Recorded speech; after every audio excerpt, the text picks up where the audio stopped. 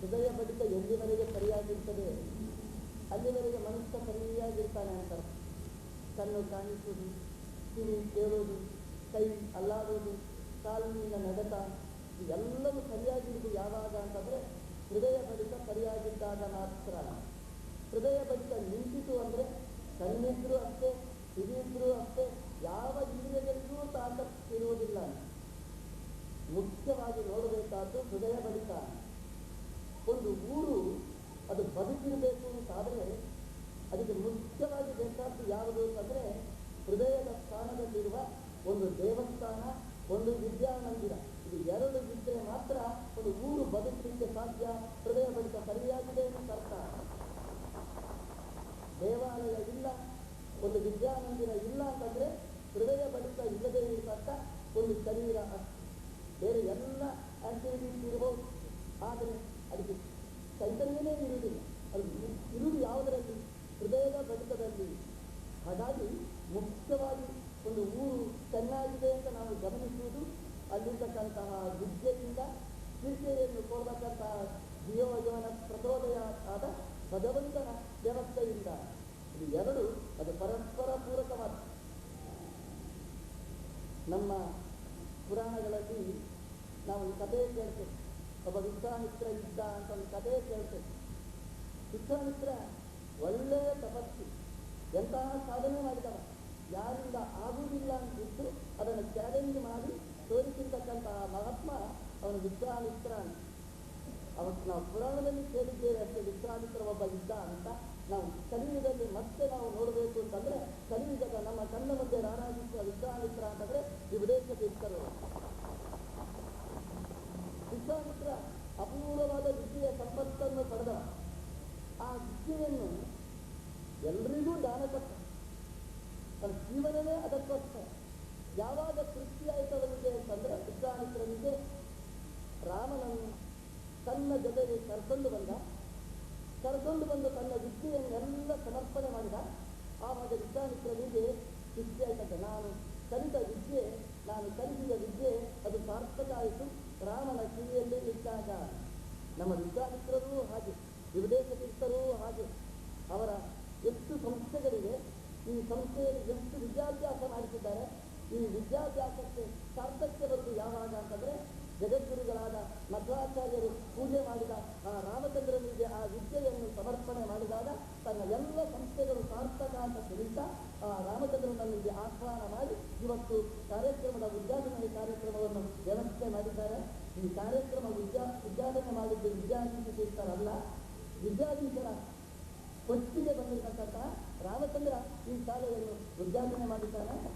ಅದು ರಾಮದೇವರ ಮೂಲಕ ಈ ಶಾಲೆಯ ಪ್ರವೇಶ. ಸ್ವಾಮಿಗಳು ಹೇಳಿದ್ರು ನನಗೆ ವಿದ್ಯಾರ್ಥಿಗಳಿಗೆ ರಾಮದೇವರನ್ನು ಕರ್ಕೊಂಡು ಬರಬೇಕು.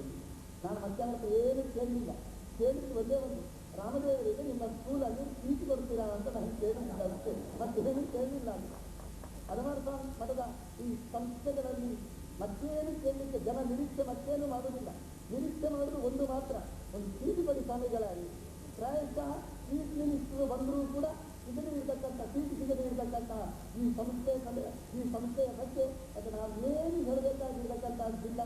ಒಬ್ಬ ಮಂತ್ರಿಗಳು ಬಂದು ಸ್ವಾಮಿ ನಮಗೆ ಸೀಟು ಕೊಡಿ ಅಂದರೆ ಮೆರಿಟ್ ಇದ್ರೆ ಕೊಡ್ತೇನೆ ಅಂತ ಹೇಳತಕ್ಕಂತಹ ನಮ್ಮ ಹಿಂದೂಗಳ ಶಾಲೆ ಇದ್ರೆ ಅದು ಹಲವಾರು ಸ್ವಾಮಿಗಳ ಈ ಸಂಸ್ಥೆಯಿಂದ ಅಭಿಮಾನದಿಂದ ನಾವು ಕೇಳಬಹುದು. 21 ಸಂಸ್ಥೆಯನ್ನು ಕಟ್ಟುವುದು ಮುಖ್ಯ ಅಲ್ಲ. ನಾವು ಸಂಸ್ಥೆಗಳನ್ನು ಕಟ್ಟುವುದರಲ್ಲಿ ಎಕ್ಸ್ಪರ್ಟ್ ನಾವು ಹಿಂದೂಗಳು. ಎಲ್ಲಿ ಬೇಕಾದರೂ ಸಂಸ್ಥೆಗಳನ್ನು ಕಟ್ತೇವೆ. ಆದರೆ ಅದು ಕರ್ತೇವೆ, ಕಟ್ಟಿದ ಮೇಲೆ ಏನಾಯಿತು, ಬದುಕಿದೋ ಕಟ್ಟಿದೋ ಅಂತ ನೋಡುವ ಶಕ್ತಿ ಪುರುಷೋತ್ ನಮ್ಗೆ ಇರುವುದಿಲ್ಲ.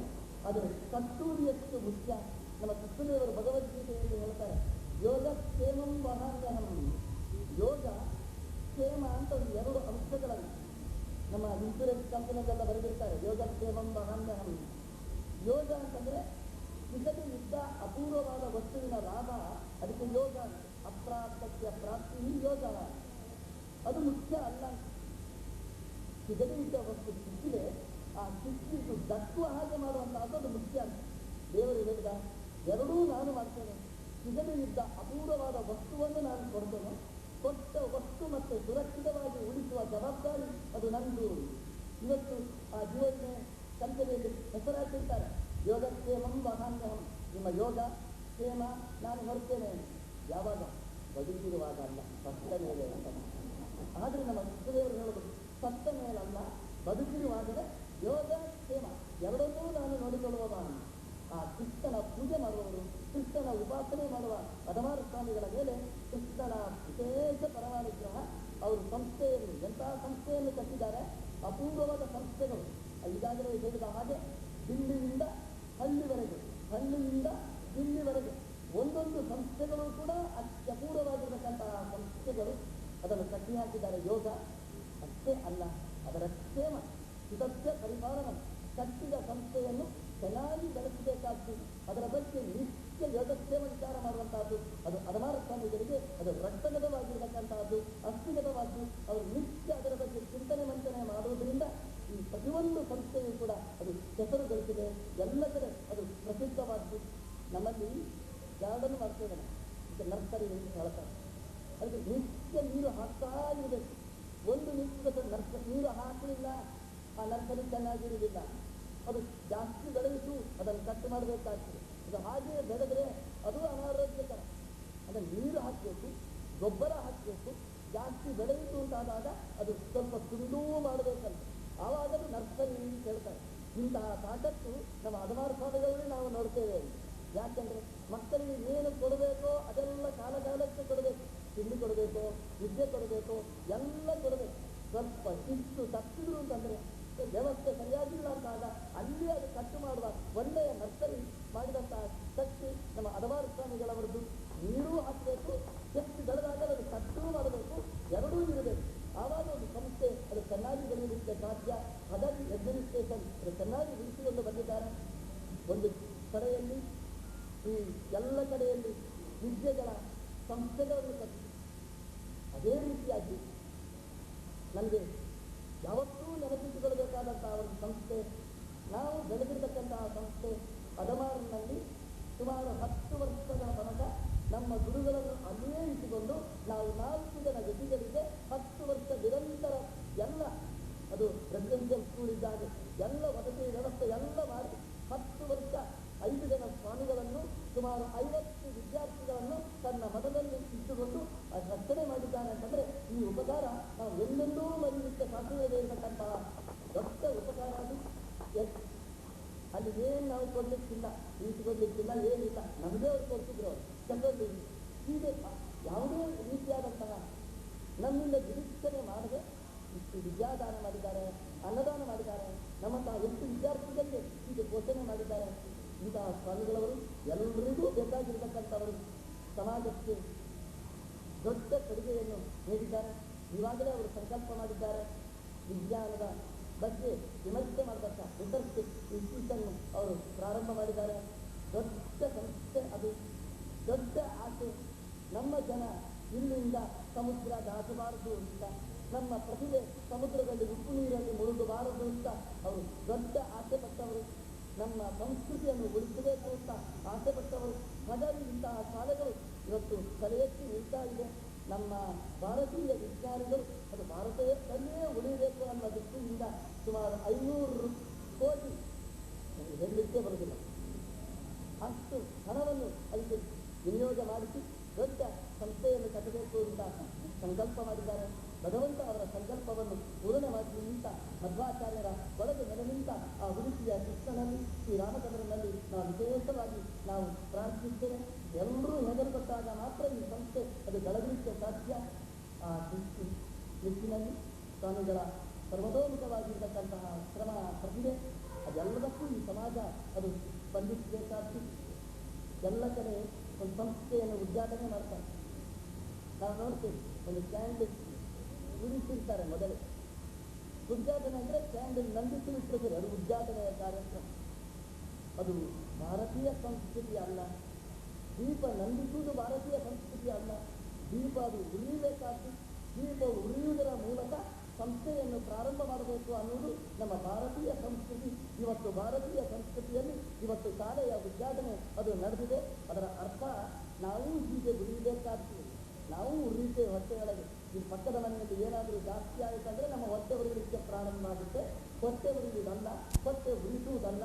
ದೀಪ ತಾನೂ ಬೆಳಗ್ತದೆ, ತನ್ನ ಸುತ್ತಮುತ್ತಲಿದ್ದವರನ್ನೂ ಬೆಳಗಿಸ್ತದೆ. ಹಾಗೆ ನಮ್ಮ ಸ್ವಾಮಿಗಳು ಅವರೂ ಬೆಳಗ್ತಾ ಇದ್ದಾರೆ, ಅವರ ಸುತ್ತಮುತ್ತಲ ಇದ್ದವರನ್ನೂ ಬೆಳಗಿಸ್ತಾ ಇದ್ದಾರೆ. ನಮ್ಮ ಮುಂದೆ ಅವರು 100 ವರ್ಷಗಳ ತನಕ ಹೀಗೆ ಅವರು ಬೆಳೆಯಲಿ, ಆ ಗಂಡಾ ದೀಪ ಅದು ಉರಿಯಲಿ, ಅದರ ಪ್ರಕಾಶ ಮತ್ತೆ ನಮ್ಮ ಸಮಾಜಕ್ಕೆ ಅದು ನಿರಂತರವಾಗಿ ಸಿಗಲಿ ಅಂತ ಆ ಉಡುಪಿಯ ಕೃಷ್ಣನಲ್ಲಿ ನಾವು ಪ್ರಾರ್ಥಿಸಿ ಈ ಸಂಸ್ಥೆ ಇವತ್ತೇನು ಶುಭ ದಿವಸದಲ್ಲಿ ಪ್ರಾರಂಭವಾಗಿದೆ. ಈ ಸಂಸ್ಥೆಯಲ್ಲಿ ಬರತಕ್ಕಂತಹ ವಿದ್ಯಾರ್ಥಿಗಳು ಒಳ್ಳೆಯ ವಿದ್ಯೆಯನ್ನು ಪಡೆಯಲಿ, ಒಳ್ಳೆಯ ಪ್ರತಿಭಾವಂತರ ವಿದ್ಯಾರ್ಥಿಗಳು ಒಳ್ಳೆಯ ಜ್ಞಾನಿಗಳಾಗಲಿ.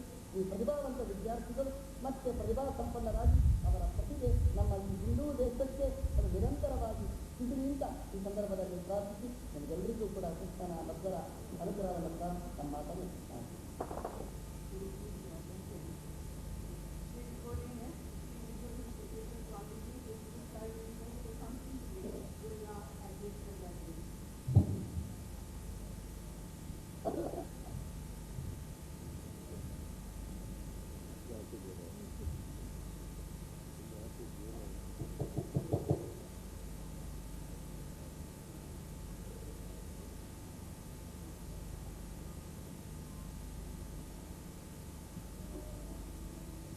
ಜ್ಞಾನವನ್ನು ಅಂತಹ ಮಹಾಸತ್ವ ಜ್ಞಾನವನ್ನು ಬಹಳ ಸಮಯದ ಬಹಳ ಕಾಲದ ಉಪಾಸನೆಯ ಮೂಲಕ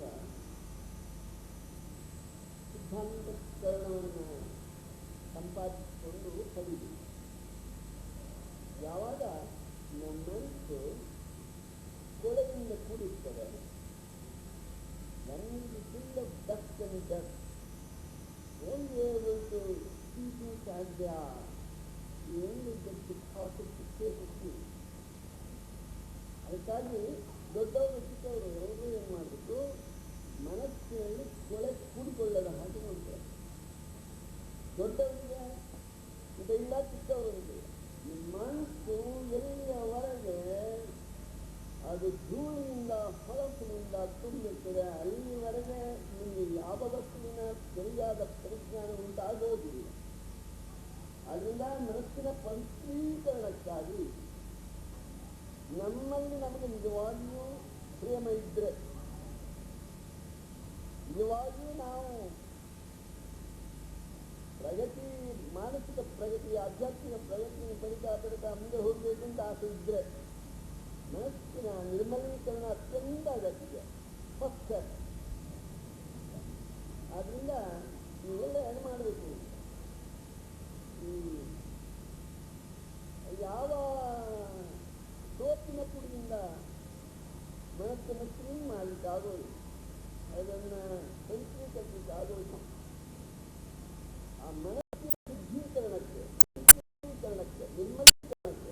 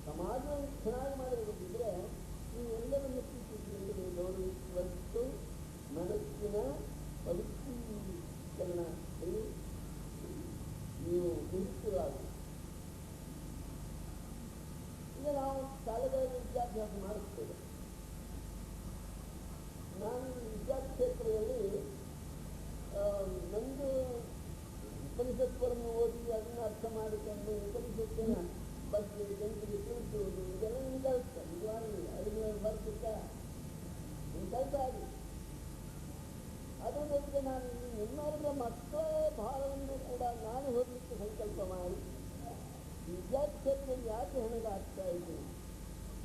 ಕಾರಣಕ್ಕೆ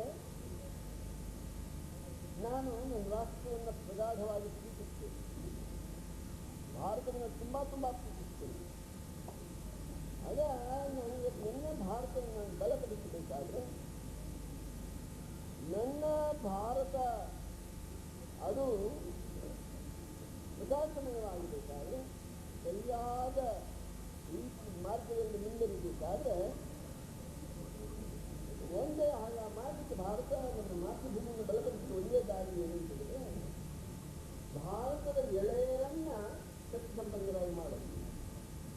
by strengthening nation's young ones only can strengthen humanity. By shaping properly nation's young ones only you will be able to shape nation's future. There is no other means to shape the nation's future. If you neglect nation's young ones, you have neglected this nation and its future. ಇದು ನಿಜವಾದ ಸತ್ಯ. ಸಂಸ್ಥೆಗೆ ಯಾರಿಗೂ ಬೇಡ, ಇದು ಪರಮ ಸತ್ಯ. ಯಾವ ನೇಚರು ತನ್ನ ಎಳೆಯರನ್ನು ನೆಗ್ಲೆಕ್ಟ್ ಮಾಡಿದ್ರೆ ಆ ನೇಚರು ಸ್ಥಿರವಾಗಿ ಉಳಿಸಿದೆ, ದುರ್ಬಲವಾಗಿ ಉಳಿಸಿದೆ. ಯಾವ ನೇಚರು ತನ್ನ ಮತ್ತೆ ಎಳೆಯರ ಬಗ್ಗೆ ತುಂಬ ಆಸ್ಥೆ ವಹಿಸಿದೆ, ಅವರ ವಿಕಾಸಕ್ಕಾಗಿ ಎಲ್ಲ ರೀತಿಯ ಪ್ರಯತ್ನ ಮಾಡಿದ್ರೆ ಆ ನೇಚರು ಆ ರಾಷ್ಟ್ರ ಬಲಿಷ್ಠವಾಗ್ತದೆ. ಇದು ಗುಟ್ಟು. ಈ ಗುಟ್ಟನ್ನು ನಾನು ಬಹಳ ಸ್ವಲ್ಪ ಬೇಗನೆ ತಿಳ್ಕೊಂಡಿದ್ದೆ. ಆದ್ದರಿಂದ ನಾನು ಈ ವಿದ್ಯಾಕ್ಷೇತ್ರದಲ್ಲಿ ಕೆಲಸ ಮಾಡ್ತೇನೆ. ಅಷ್ಟೇ ಕಾರಣ ರಾಷ್ಟ್ರದ ಮೇಲಿನ ಪ್ರೀತಿ ನಾನು ಮಾತು. ಆದ್ದರಿಂದ ಎಲ್ಲರ ಮಕ್ಕಳನ್ನು ಕೂಡ ನಾನು ರಾಷ್ಟ್ರದ ಮಕ್ಕಳು ಅಂತ ಭಾವಿಸ್ತೇನೆ, ನಿಮ್ಮ ಮಕ್ಕಳು ಅಂತ ಭಾವಿಸ್ತಿದ್ದೇನೆ. ನಿಮ್ಮೆಲ್ಲರ ಮಕ್ಕಳು ರಾಷ್ಟ್ರದ ಮಕ್ಕಳು ತಿಳಿತೇನೆ ನಾನು. ಅದು ನಾನು ಹೇಳ್ತೇನೆ, ನೀವು ನಿಮ್ಮ ಮಕ್ಕಳನ್ನು ಹೀಗೆ ಬರೆಸ್ಬೇಕು ಅಂತ ಹೇಳ್ತೇನೆ. ನಿಮಗೆ ಸ್ವಾತಂತ್ರ್ಯ ಇಲ್ಲ ಅಂದರೆ ಯಾಕೆ ನಿಮ್ಮ ಮಕ್ಕಳು ಮಾತ್ರ ಅಲ್ಲ, ಅವರು ರಾಷ್ಟ್ರದ ಮಕ್ಕಳು ಕೂಡ. ಅವರನ್ನು ಹಾಳು ಮಾಡಿದರೆ ನೀವು ಮಾತ್ರ ಹಾಳಾಗಿದ್ರೆ ರಾಷ್ಟ್ರ ಹಾಳಾಗ್ತದೆ. ಆದರೆ ನೀವು ನಿಮ್ಮ ಮಕ್ಕಳನ್ನು ಹೀಗೆಯೇ ಬರೆಸ್ಬೇಕು ಅಂತ ಹೇಳ್ತೇನೆ. ಯಜಾತಿ ಬರೆಸಿ ಬಿಡೋದಿಲ್ಲ. ಯಾಕೆ? ನಷ್ಟ ನಿಮಗೆ ಮಾತ್ರ, ನೀವು ಮನೆಗೆ ಮಾತ್ರ ಅಲ್ಲ, ಸಮಗ್ರ ರಾಷ್ಟ್ರಕ್ಕೆ ಇರ್ತಾರೆ. ಅದನ್ನು ಕಲಿಸಿದ್ದೀವಿ. ಆದ್ದರಿಂದ ಹೀಗೆ ಏನು ಮಕ್ಕಳನ್ನು ಬರುತ್ತೆ ಅಂತ ನಾನು ಇದಕ್ಕೆ ಹೇಳಿಕೆ ಮಾಡಿದ್ದೇನೆ. ಎಲ್ಲರೂ ಕೂಡ ಯಾರು ಮನೆಯಲ್ಲಿ ಕೇಬಲ್ ಟಿವಿಂತ ಕೇಬಲನ್ನೆಲ್ಲ ಖರ್ಚು ಮಾಡಬೇಕು ಮೊದಲು. ಯಾರು ಖರ್ಚು ಮಾಡ್ತೀನಿ. ಯಾಕೆಂದರೆ polluted mind can't get correct knowledge, can't get deep knowledge, can't get rather real knowledge. ಮಧ್ವಾಚಾರ್ಯರು ಪ್ರಮಾಣಕ್ಕೆ ಲಕ್ಷಣ ಹೇಳುವಾಗ ಅದೇನು ಪ್ರಮಾಣ ಅಂದರೆ ಏನು ಅಂತ ಹೇಳಿದ್ರೆ ಅವ್ರು ಹೇಳ್ತಾರೆ, ಯಥಾವಸ್ಥಿತ ಜ್ಞಾನ ವಿಷಯೀಕಾರಿತ್ವ ಪ್ರಾಮಾಣ್ಯ ಅಂತ ಹೇಳೋರು. ಅವರು ಪ್ರಾಮಾಣ್ಯಕ್ಕೆ ಬೇರೆ ಲಕ್ಷಣವೇ ಹೇಳೋದು. ವಸ್ತುವನ್ನು ಅದು ಹೇಗೆ ಇದೆಯೋ ಹಾಗೆ ಗ್ರಹಿಸ್ತಕ್ಕಂಥ ಜ್ಞಾನವೇ ಪ್ರಮಾಣ. ಮಧ್ವಾಚಾರ್ಯರೇ ಪ್ರಮಾಣ ಲಕ್ಷಣ. It is understandable and applicable. Those universities, there are many more universities, and those universities also useful. It is applicable. ಯಾವ ವಸ್ತುವನ್ನಾದರೂ ವಸ್ತು ಇದ್ದಂತೆ ಗ್ರಹಿಸಿ, ಯಾವ ಜ್ಞಾನದಲ್ಲಿ ವಸ್ತು ಇದ್ದಂತೆಯೇ ಅದು ಪ್ರತಿಫಲಿಸಿರೋ ಆ ಜ್ಞಾನವೇ ಪ್ರಮಾಣ ಅಂತ ಮಧ್ವಾಚಾರ್ಯ. ಇದಕ್ಕಿಂತ ಒಳ್ಳೆಯ ಡೆಫಿನಿಷನ್ ಪ್ರಮಾಣಕ್ಕೆ ಕೊಡಲಿಕ್ಕೆ ಸಾಧ್ಯವಿಲ್ಲ, ಯಾರಿಗೂ ಸಾಧ್ಯ. It is possible to define correct knowledge. ಇನ್ನೊಂದಿದೆ ಅದರ ಬ್ಯಾಡ್ ಡೆಫಿನಿಷನ್ ಬೈ ಮಧ್ವಾಚಾರ್ಯ. ಆದ್ದರಿಂದ ನಾನು ನಿಮಗೆಲ್ಲ ಹೇಳಿದ್ರೆ ನಿಮಗೆ ವಸ್ತು ಇದ್ದಕ್ಕಿಂತ ಹಾಗೆ ಕಾಣಬೇಕಾದ್ರೆ ನಿಮ್ಮ ಮನಸ್ಸಿನಲ್ಲಿ